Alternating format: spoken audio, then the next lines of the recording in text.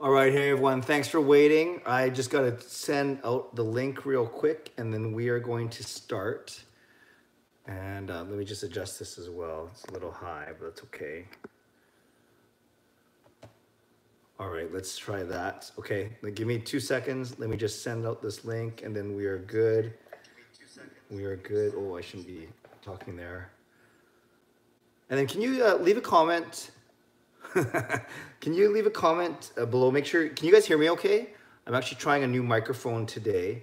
So can you just give me a comment and let me know if you can indeed hear me? That would be great. Okay, yes. Okay, awesome. I'm using actually the microphone. Okay, good. Thank you, Kenny. Thank you, Wasenu. Hi, guys. Okay, let me just get this going. Then I can read the chats properly. Hi, oh, that's okay, loud too. Okay. All right. Hey, everyone. Merry Christmas. I haven't done one of these in about a month, actually. The last one I did was November the 25th. So for those of you who don't know, my name is Clay Emo. I'm at Canuck Clay on Twitter, Clayton Emo on Instagram, and like I like to say in my videos, I'm a founding member of the GLCPC, the Good Looking Canucks Positivity Club, for obvious reasons. More on the positivity and less on the good looking. But hey, it's the holidays. I'm in a good mood. The Canucks are winning games. They won 4-2 against Edmonton. We can talk all about the game.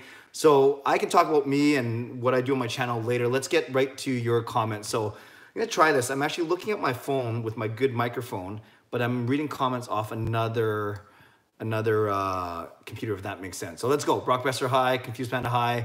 Let's go. Win for the Boyd. I think you mean win for the boys, but that's okay. Yo, yes, hear you fine. Hi, yes. Awesome, awesome. Mark, he has been incredible lately. Yeah. Zane, hey Zane, how you doing, buddy? He has been very, very good. We saw that stat I think they showed during the game of, obviously, I think, is he won 7 straight? Whatever it is, he has played amazing. He's had a really, really good December. And it's something I talked about in my vlog from earlier today is we know that Nielsen, his contract winds up at the end of this season. We know that Markstrom's got 1 more year after this season. And we know that Demko, their plan is to bring Demko up next year. He's already 23 years old, and I think he's ready to go. So if we presume that Nielsen's gone, if we presume that it's Markstrom and Demko, what happens at the end of next season? Do you re-sign Markstrom for 2 or 3 years just to make sure that Demko can take the lion's share of the work? Do you find another goalie? Because the better that Markstrom plays, obviously, the more that he's going to up his value at the end of next year if he keeps on going. And then it'll be an interesting question to see what happens at the end of the 2019-2020 season. Is if Demko's our starter, do we try and keep Markstrom as well? But we got a lot of time to worry about that. Mott had an amazing game, gets no love from the refs. So yeah, that he kind of got mauled with 5 minutes left in the corner. But Mott did have a really good game. I'm just pulling up his stat line from tonight. Yeah, he had his goal, of course. And look at that. He had 18 minutes of ice time, 18:48. And he only had 19 seconds of shorthanded time. That's because they scored on him in the first Edmonton power play. Mott usually doesn't kill penalties. It's actually Beagle and Granlund as the first pair, and then Roussel and Eriksson. But because Eriksson was in the penalty box, then Mott took his place. So it was Roussel and Mott. And then as we know, Edmonton scored right away on that. But otherwise, yeah, he had a really good game. 1 goal, +1, 3 shots, 4 hits, face-offs 50%, and just under 19 minutes of ice time. So a great game by Tyler Mott. And as a couple people said on Twitter today, he's been a really, really nice surprise. I don't know if a lot of people knew about him or expected a lot, even when he came over from Columbus last year, but for Thomas Vanek.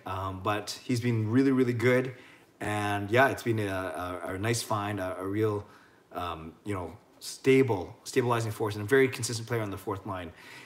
Leave a comment on the side. It'd be interesting. What happens when Berchi and Sutter are both ready to go? As we know, they both practiced today. So they could be ready anytime as early as Saturday against Calgary.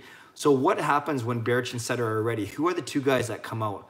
My gut feeling is Gaudette comes out, as much as we like him because he's a center and you want Sutter playing center. So Gaudette comes out, Schaller's already out. So really then who does it become? Is it a Goldobin? Goldobin played very well today. Is it a Granlund maybe? Maybe Granlund becomes more expendable, or maybe they kind of rotate them through. So something to think about. All right, let's go. Good evening, sleep like a baby tonight. Well, thank you, happy holidays, thank you. Talk about Markstrom. Yeah, Markstrom's been great. I think I just did. Peter with another 2 points. How early can he clinch the Calder? Yeah, I think as long as Petterson stays healthy, we know that the Calder trophy is his to lose. Yes, DiPietro's also on the way, stacked for the future. talked about this in my vlog today. The difference in age between Demko and DiPietro is 4 years. So it's a little bit closer than Luongo and Schneider, and the difference between those guys was 7 years. So will be very fascinating to see how that plays out in the future. Well, that's good. Excellent chats. This is good. That means I always have something to talk about. Arjun, do you think the Canucks can make the playoffs if they maintain this? They're only 1 point. Yeah, if Dallas had lost tonight, and said Dallas shut out Nashville, but if Dallas had lost tonight, the Canucks would actually be in the second wildcard spot ahead of Dallas and Edmonton. We know that Vancouver, it always happens this way. They've played the most games in the league, so they're, every team below them has 2 or 3 games in hand, but those teams do have to win those 2 or 3 games in hand. So Arjun, do you think the Canucks can make the playoffs? Yeah, I do think they can make it, but I don't think they will. That I'm being as realistic as I can. I see them finishing between 85 and 90 points, but we've seen you need about 92, 94 points to get in. It's going to be close. I think it's going to be very close. It's going to drive the Tankists mad, but I think they can compete, especially, they've beaten Edmonton twice in the last week, right? They've beaten teams like, well, St. Louis no good, but they've beaten Nashville. They played Winnipeg tough. They've beaten some other good Columbus. So, yeah, they can be right there. And I think, and this is, remember, without Sutter, Berchi, and Stetcher in the lineup, you put those 3 guys in, and the Canucks become even stronger. So, yeah, I think they can make the playoffs. Will they? I'm 50-50 on that, maybe a bit less than 50-50, 45-55, but I'm not complaining. They've obviously sped the rebuild up. Petterson single-handedly finished our rebuild there. I said it. Yeah, that's great, Miku, and I think that's a great point, is that he's given us, the Canucks fans, a lot of hope. And, yeah, he sped things up by at least 1 or 2 years. I think the Canucks are where we thought they'd be at least next season, not this season. Imagine this, you guys. Imagine the Canucks are battling for that wild card spot, and then Quinn Hughes ends the season and NCAA comes, and imagine Quinn Hughes being the difference maker to get us into a playoff spot. That would be crazy. But, we have a lot of time to talk about that, but that's something, I do think about quite a bit. I don't want them to make the playoffs. Let's get Jack. Zach, yeah, I think a lot of people have that mentality, but I just don't see it happen. We know that the lottery is a lottery. We know, obviously, we're not stupid. We know that the worse you finish, the better chance you have of winning that lottery, but it still is a lottery. And if the Canucks go at this pace, they're going to finish somewhere between the 16th and 20th team in the league. Hardly any odds. So there's always a chance, but I wouldn't count on getting Jack Hughes. That's just despite how good Jack is and how good it'd be good to see Jack and Quinn playing together. When Hughes comes, it'll be complete. Yeah.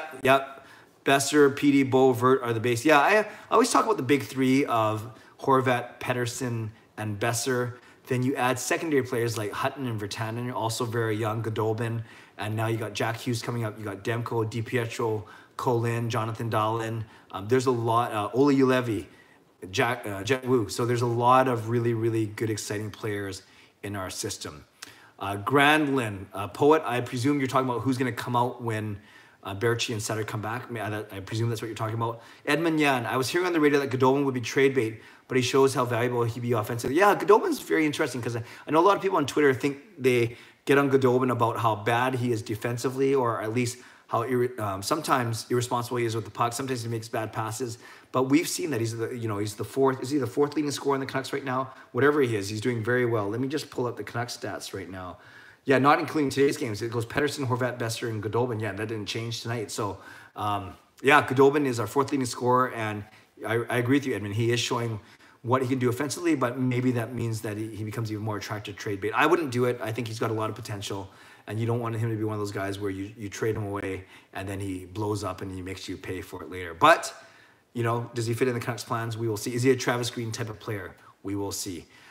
The Poet, trade needs to happen. I'm not sure what you're talking about or who you're talking about, but yes, I agree. Zach, they said on the radio, trade Sutter. Trade Sutter, I presume that means.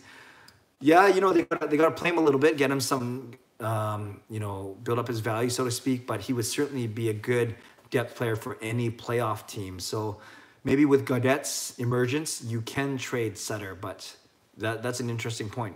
I haven't really thought about that yet, but we will see. Kenny, I'm conflicted. Want to see them win, but at the same time, don't think they have enough talent to do damage in the playoffs. Lose for Hughes? No, I do not say lose for Hughes, but I agree. I think a lot of people share that conflict. Kenny is if we sneak in, are we good enough to do much damage? Maybe not for 1 or 2 more years. But man, it's still, as a season ticket holder, many of you guys know I'm a season ticket holder. I do not want to see them tank. I do not want to see them lose for Hughes. When I go, I want to see a full effort, and I want to cheer them on for that effort. I'm sorry if I'm saying your wrong name, but Westenu, We have always had bad luck. No way are getting Jack. Yeah, you know, don't believe in superstition or whatever, but we haven't had much luck. Obviously, falling to 5th in the draft lottery, falling to 7th or whatever it may be. And some of those players have worked out. Petterson obviously worked out. Ulevi, jury's still out on, and Quinn Hughes we're all excited about. All right, let's go. Last resort. I think Schaller is sent down along with Gaudette. Granlund probably sits as well. Rotation for someone gives it. Yeah, I agree with you, last resort. I think that's fair. Schaller hasn't played in the last few. We can see that. And at 2 years, you know, at a couple $1 million, 1.9 as opposed to 4 years at $4 million that Roussel and Beagle got. I think that is a contract that you can eat if you have to. Yes, Gaudette, he doesn't have to clear waivers, so it makes sense. As much as we like him, it makes sense to send him down, get him playing bigger minutes in Utica. That means he's going to be better next year. And then yeah, Granlund. I know Green likes him because he can kind of jack of all trades, kind of play everything a little bit, but also is he a difference maker? I don't know if you'd agree with me, but the Granlund, Gaudette, Levo line was probably the most unnoticeable tonight. I'm just looking at their ice time from tonight's game. And yeah, you had Levo playing only 9 minutes, Gaudette only playing 7 minutes, and Granlund playing 10 minutes, and 2 of those minutes were penalty kill time. So really only between 7 and 9 minutes for the trio of Levo, Gaudette, and Granlund. So yeah, that kind of goes to, understates my point, is that they weren't very effective today. All right, let's keep on going. Get second, then trade someone with it. Get second. I don't know. Sure, Zach, you mean get second overall? Maybe you can expand. Sutter trade. Get top 3 picks. Yeah, I've addressed that. The Sutter trade.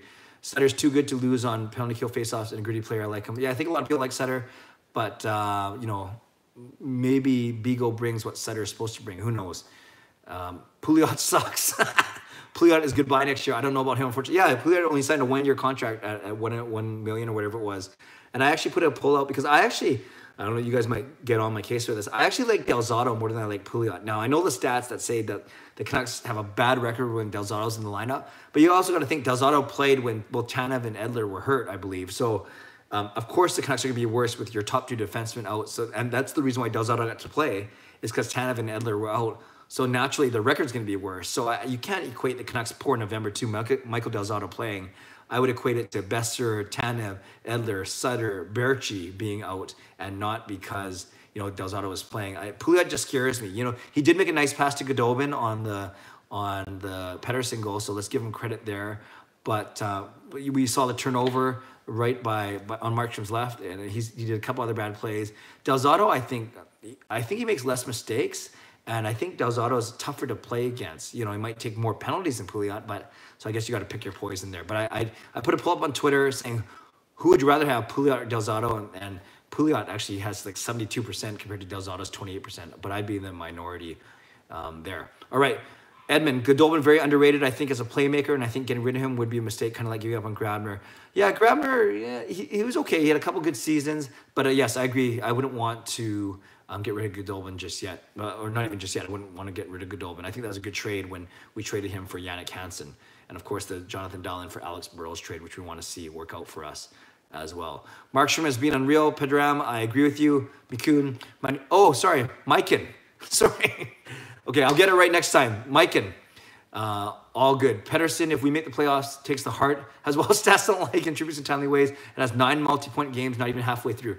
Yeah, if we make the playoffs, we should give Petterson every award that we can, except maybe the Vezina or the Norris, because you're not allowed to win those as not a goalie or defenseman. Yeah, but yes, Mikan, Petterson would deserve a lot of credit if he gets us to the playoffs, but I think the College Trophy will be good enough for this first year. My personal favorite line was Mott, Beagle, and Roussel. Great forecheck, great defensively, and scored as well. Last resort, yeah, they did account for a goal, but I also noticed, I don't know if you Canucks fans noticed this too, they got pinned in their own zone quite a bit. There were 2 or 3 times, they didn't result in goals, thankfully, but there were 2 or 3 times where I looked up and the Canucks were hemmed in, and it wasn't even the McDavid line, and it happened to be that 4th line. Now, again, they didn't allow a goal, which was good, or at least they didn't allow that power play goal. I can't remember who was on the ice when that second goal went in. So, yeah, I thought they were okay. You know, after the first period, the Canucks kind of hung on, as you saw, right? They didn't score after the first period, and they barely got any shots. Edmonton carried the play. But as we've seen many times this year, it was bend, but don't break, and that's what they did. And that's why the Canucks won the game. 40 points in 40 games now. Who do you think the Canucks will trade? I think Delzato will get traded, but like a 4th or 5th round pick. I think most Canucks fans are smart enough to know, yes, we are not buyers. We certainly should not be buyers. We should not be seduced or tempted by this nice little run that we've been on in December, right? October was a good month. November is a sucky month. December, a good month. I don't think we'll be buyers. I think Benning and crew are smart enough not to be buyers. So I think if you can get anything for Nelson, if you can get anything for Delzato, even those are late 4th, 5th, 6th round picks, you do it. And I think the biggest one will be Alex Edler, of course. Will he waive his no trade? And if so, you're looking at maybe a 1st rounder or a 2nd rounder for him, which would be obviously very good, especially if there's nothing, and I've talked about this many times before, there's nothing to say that just because Alex Edler is a free agent, a UFA, we have no guarantee that we trade him for assets, we get those assets, and then Alex Edler comes back here. There's just no guarantee that happens, and it's actually very rare that it happens. Why don't they trade Gaudette? He's done nothing. Dean, I don't agree with you, actually, because Gaudette, he scored a couple goals. He's learning. Remember, he's basically a rookie this year, and you can send him down to Utica to get more seasoning without having him to clear waivers. So it wouldn't make sense to trade him, and I don't think you're going to get anything for him yet, because if you say that he's done nothing, then other teams will likely not agree that he's done nothing, but they'll want to see more. So you're not going to get anything from Gaudette. What you should do with Gaudette when Sutter gets back, put him down in Utica. You don't risk losing him to waivers, and then let him develop his game there. Pedram, do you ever go on HF boards? No, I don't. Sorry, that came out the wrong way. Not that HF boards is a waste of time. I know there's a lot of really smart and good people there, a lot of knowledgeable hockey people, but I have enough exploits and interests to spend more time on another thing that would not be a waste of time, but I don't know if I'd find it very, not beneficial, but I just don't know if it would be the best use of my time. But if you want to convince me, otherwise, I'm all ears for sure. Last resort, I would like to see Goldobin and Berchi on the same line with Sutter. Goldie needs offensive players to succeed, and Berchi is decent. That way, Levo can come back with Petey and Brock. Yeah, Levo was good with Petey and Brock. You know, he created a lot of space for them, but you can't argue with what Goldobin did with Petterson and Bester today. You know, when everyone comes back, I actually see something like Berchi, Horvat, Virtanen together, because Horvat and Berchi have shown good chemistry together. Then you keep Goldobin with Petterson and Bester. Then your third line could be something like a Sutter with an Eriksson and a Granlund. I know those guys have played together before. And then your fourth line becomes a Beagle, Roussel, and Mott. And that means, I guess, as I did that in my head, and then Levo would be your extra, or maybe Levo plays on your third line instead of Granlund. Maybe your third line is Levo, Sutter. Oh, that'd be a good line, actually. Sutter, Levo, and Eriksson. So who knows? We got a lot of combinations, especially if everyone's healthy.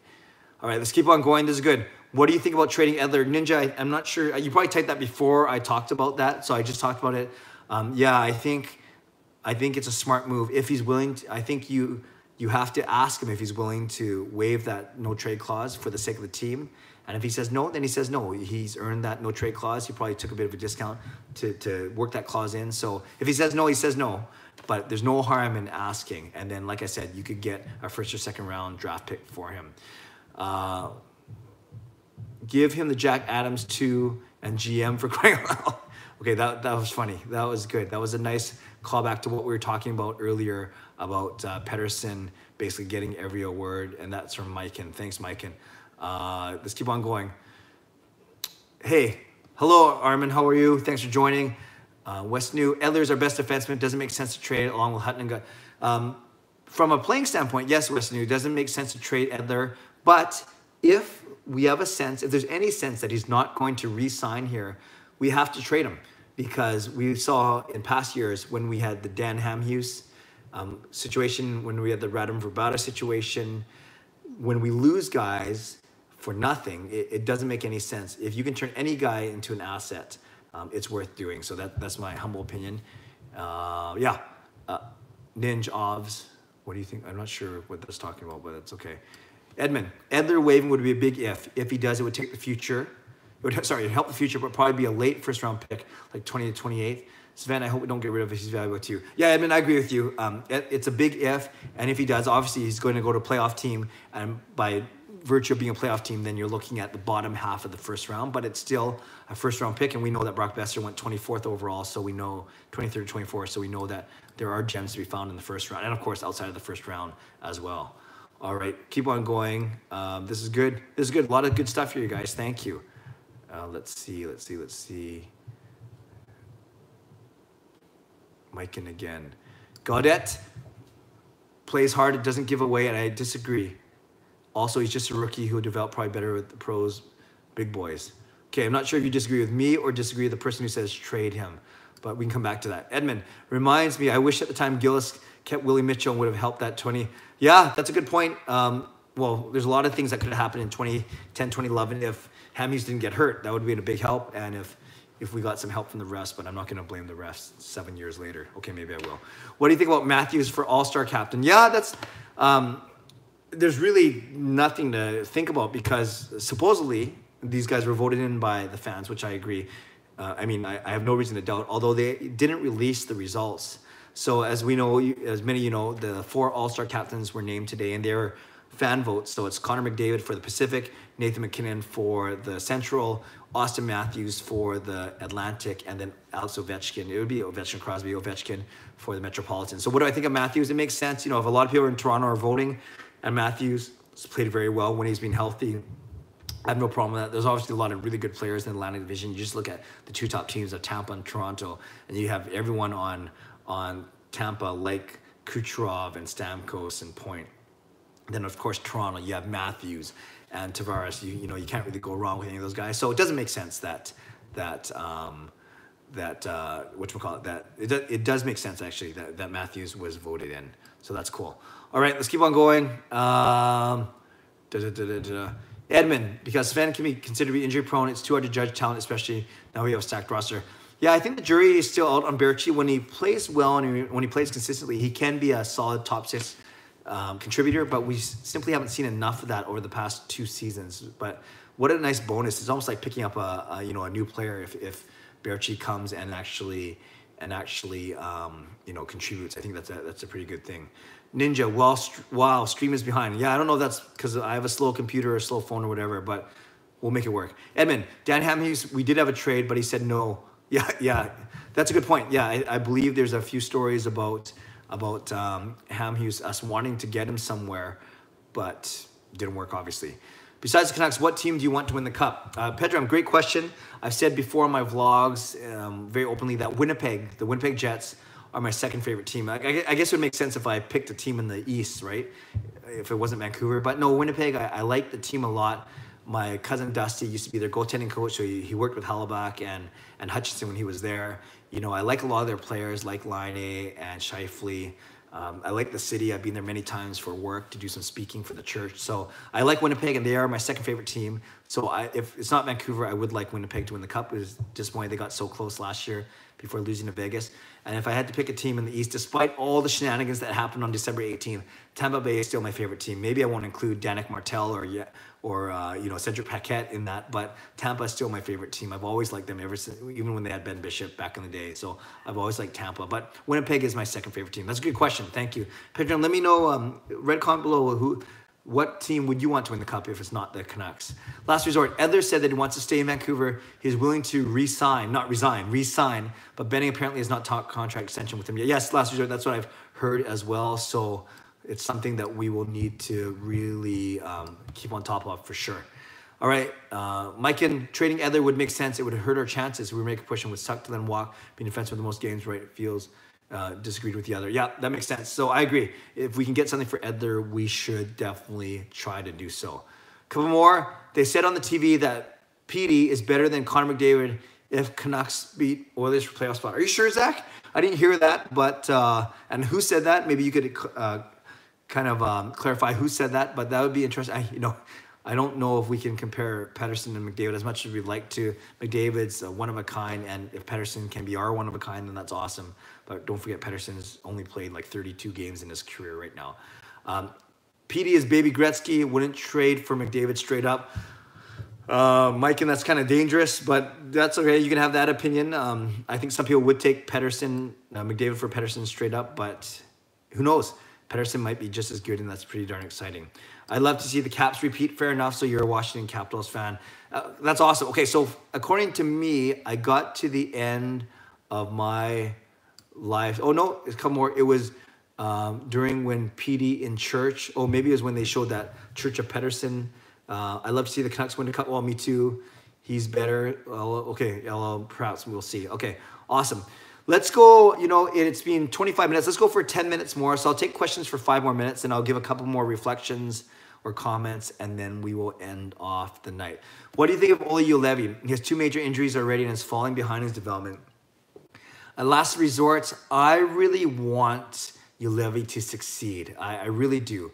And much like Virtanen, I think is finally coming around. We're starting to see glimpses of his game that made him such a high draft pick, 6 overall in his year. With Juolevi, I want to see him, you know, and not just because of who got picked after him or whatever it may be. I just want to see him do well. And I think, you know, a defense down the road of Stetcher with Hutton, with Quinn Hughes, with Jet Wu, with even Trampkin if he comes back, Juolevi, you know, that gets me excited.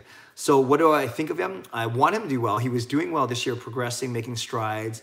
I think he's come across some bad luck, but you certainly hope that he's not going to be this injury prone all his career. His career with the Canucks hasn't even started yet in earnest. So let's hope for a quick and speedy and full recovery for him. And let's revisit this in the summer when he's skating again. It just is unfortunate for him. You're right. It does slow down his development and it concerns us, but defensemen do take longer to develop. So I'm still willing to give him the benefit of the doubt because as a Canucks fan, I really want to see him succeed. And I think he could be a solid second pairing guy for our team, if not, you know, a number 2 D-man behind Hughes, of course. Do you see a potential trade for a younger prospect? In which case, what would we give away? Yeah, that's a good question, Gustav.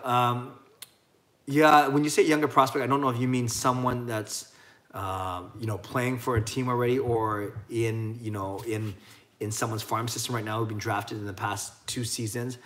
Do I see a potential trade for younger prospect?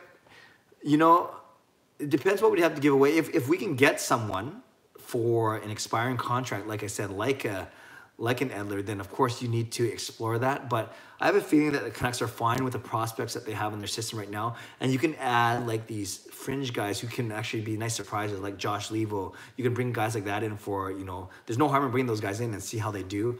But I think with all the guys I mentioned, with the Dahlins and the Lins and of the world, I think they feel like they have enough in their pipeline. But you know, we will see.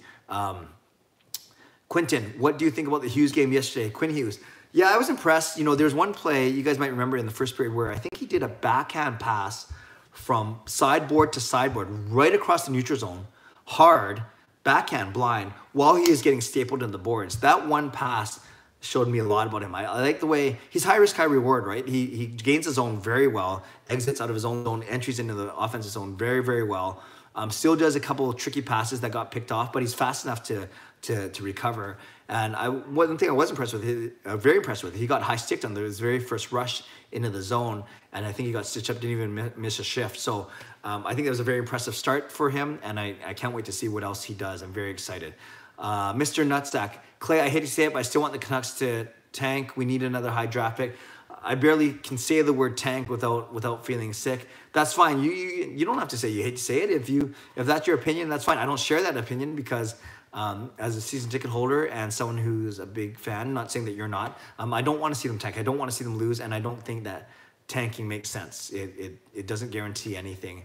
And I think if the Canucks were a lot worse, if they're the bottom 5 team, then I'd say, well, at least, you know, you have a better chance of getting Jack Hughes. But where the Canucks are playing right now, I certainly don't think they're bottom 5 team in the league right now. But that's fine. No, I appreciate you sharing that. Who do you think the Canucks will send down once everyone is healthy? Amalek, I'm not sure if that's how you pronounce your name. I said it right at the start. I think Gaudette will go down because he does not have to clear waivers. I think Schaller will be sent down or waived. You know, he'll be waived first to try and get down to Utica. And then I think then you bring out Marcus Granlund or Josh Levo, and you can rotate those guys in. Hopefully no one gets hurt. But I think when Berchi, let's say Schaller's out of the picture right now because he hasn't played for the past 6 games. I think the 2 guys that come out when Berchi and Sutter come in will be Adam Gaudette. I think that's a no-brainer, and then it's going to be one of Granlund or Levo. That's my gut feeling. Probably Granlund because Levo has played very well. And like I said, Granlund only got 10 minutes of ice time tonight. Well, Levo only got 9 minutes. They played on the same line tonight. Do you think the Canucks draft another D-man if they pick 5 to 10? Yeah, if they like the way that the forwards are going, I could see them. You know, it really depends. They pulled the Petterson pick out of nowhere. We weren't surprised. I mean, sorry, we were very surprised about that. We weren't surprised about Quinn Hughes when Hughes fell to 7th to us. So Trev, who I think that's a good question. I know there's 4 or 5 D-men that could be top 10 next year. So yeah, they could perhaps pick a D-man, but they could find another forward as well, depending. But 5 to 10, I think if you look overall, if you like Demko and DiPietro, if you like the forward depth with Petterson, Horvat, Besser, Vertanen, Goldobin, Lin coming up, Dahlin coming up, then yes, maybe you do look at a D-man to shore up those ranks. They should trade for Lucas Spiza and Kevin Bieksa. Can you imagine top 4 of Spiza, Bieksa, Delzato, and Pula? Oh, Dean, I can imagine that. And you might as well just add Dana Merzen and Brian Glynn in there, or Dave Babbage. I think those 7 players would be awesome. That was pretty funny, actually. Thank you. Manon, who do you think will win the World Juniors this year? The homer in me wants to say Canada. You know, big game yesterday, 14-0. Squeaker today. It's still early. You know, Russia's going to be strong. Sweden's going to be strong. U.S. can be strong. It could be any of those 4 teams. Finland maybe outside chance. But I'll say Canada for sure, because I'm a bit of a homer that way. Oh, I hear a door opening. Yeah, that's fine. There's my daughter Kayla, just coming in. Yeah, and there's my dog Mickey. Let's just grab him. He likes to make appearances on this thing. Mickey, come here. Okay, fine. Mickey's running away. No problem. We're gonna wind this thing up anyways. PD's shot percentage is 26.9%. And McDavid's shot percentage is 15.7%. Says a lot. PD with 34 games and McDavid with 36 games. Yeah, obviously, Petterson's shot percentage will come down, but we keep saying that, and it hasn't. He has an awesome shot on either side, on either wing. Wrist shot, snap shot, slap shot, whatever it may be. So let's just kind of enjoy it. I know I am. I'm sure you guys are too. Last adorable doggy, thank you. Thank you. Mickey's been a lot of fun. He's 7 months old now, and he's brought a lot of joy to our household. And for those of you who watched these live streams before, I've actually brought him in. I've actually held him, but he obviously wanted nothing to do with me tonight. A couple more, and then we're going to wrap up. We have a golden goose in PD, and when I hear people say tank, I quiver. I'm with you. He just carried his team in Sweden last year, and he can do that for us, not for a long run, but he isn't done. Good night, everyone. Okay, well, I just kind of dropped the mic there. Yes, I agree that we are lucky. Like, Petterson is by far the best player in that 2017 draft, and I can't wait to see what he accomplishes. You know, another 2 points tonight. He's just been amazing, and he's a joy to watch on TV. He's a joy to watch in person. You guys know I did a song about him with my good friend Marie. We did a nice little parody song, and they actually played it on After Hours for him on Hockey Night in Canada. And then the cool thing is, he said that wasn't the first time seeing it. He said he saw that video already. So yeah, let me brag for a second. I've been on Hockey Night in Canada After Hours for 2 weeks in a row. 2 weeks ago, they showed our song for Petterson to Petterson. Then last week, they revisited a Christmas rap song that we did 4 years ago for Ben Hutton. They showed it to him. So this Saturday, the Canucks play in Calgary. So I don't know if they're going to interview a Canuck and a Calgary Flame. But I'm going to lobby Scott Oak to make it 3 weeks in a row. And I'm going to lobby Scott Oak on Twitter to play our new Canucks Christmas Carol on the air this Saturday night. It might be a bit of a stretch because it wasn't professionally done. It was just kind of a goofy little video. But if you haven't seen it yet, we did, I got some guys together from my church, and we did a parody song about the Canucks, talk about Besser and Petterson and Horvat and Jake Vertanen. And we did it to NSYNC's 1998 classic, Merry Christmas, Happy Holidays. So if you've seen it, thank you for watching that. And if you haven't seen it, encourage you to check it out once this live stream's done. It's 3 minutes of your life that you will never get back, but we tried to bring some Christmas joy to everyone who watches it, and we had a lot of fun making it. Okay, we're going to wrap up now. What is Jet Wu's ceiling? Last resort, really quickly, I think second pairing defenseman. Quinton, do you think Demko plays any games for the Canucks this season? Yeah, if Nielsen or Markstrom get hurt, which I don't want, obviously, I think Demko will play. If Nielsen gets traded for anything in February, I think Demko will play. And I think if the Canucks are somehow fall out of contention, like really out of contention, there's no harm in getting Demko because some games are ready this season. So we'll see if they're trying to showcase Nielsen or get him games. Demko might not get a lot, but maybe he gets a few in March and April. He doesn't have a ceiling. He doesn't have a ceiling. Yeah, I seen it too. Good stuff. Cool videos. Oh, thank you, Mike. I appreciate that. Dean, would you do Quinn Hughes for 2019 2 or 3 draft number pick, or Quinn Hughes and Demko for number 1? Oh, good question. Would I do Hughes and Demko for number 1? Weird trading Hughes for a Hughes. My gut feeling is no.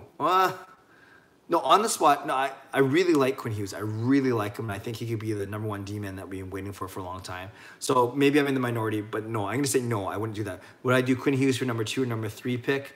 I got to learn more. Maybe Quinn Hughes for that Finnish guy, that Finnish forward. Maybe that sounds intriguing, but no, maybe I'm risk averse, or maybe I'm too conservative, or I'm a wimp, but I want to see what Quinn Hughes can do in a Vancouver uniform.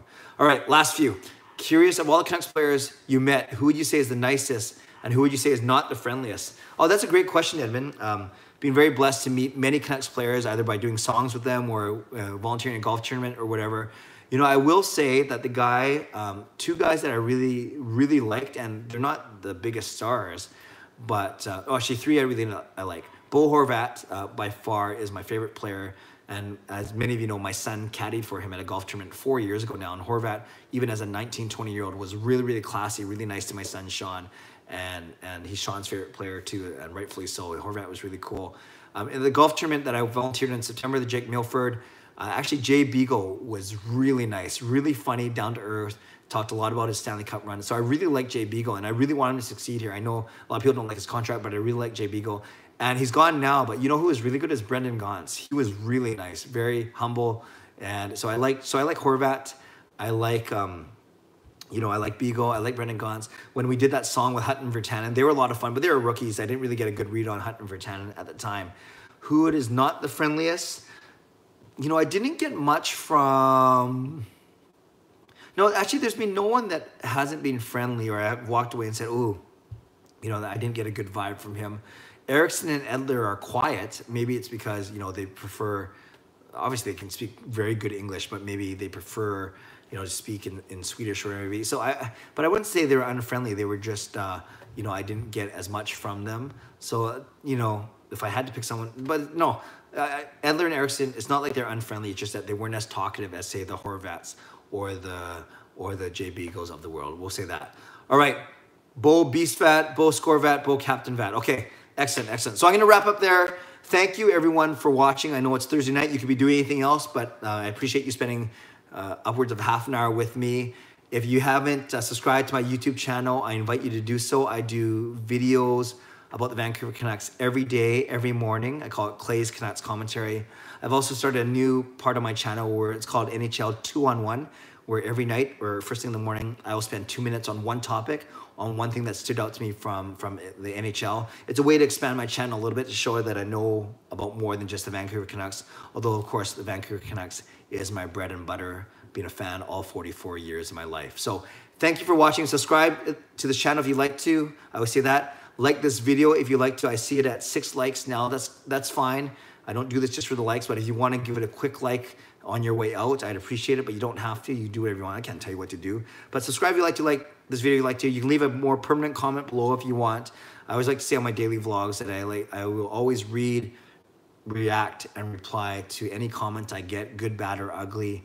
And yeah, I really appreciate all of your viewership as well. I'm going to try and do these live streams. I took a month break because of busyness of Christmas, but I'm going to try and do a bit more. Try and do at least one every 2 weeks. It's a nice change, especially after an early game. You know, not the 7 o'clock games, but the 6 o'clock or the Eastern games. Nice chance to interact with you guys as well. So great stream. Thanks for doing this. You're welcome. Bye. Good night, Clay. Awesome chat. Thank you. You look great. Oh, Edmund, you're a good man. I'm going to hire you, Edmund, as my hype man. Yes, I am 44 years old. Like Spike, whatever that means, and bye, everyone. So thanks, everyone. Have a great night. Enjoy the game, Vancouver against Calgary on Saturday. And I hope you continue to enjoy this Christmas season. Merry Christmas, Happy Boxing Day, early Happy New Year. God bless and go Canucks go. Take care.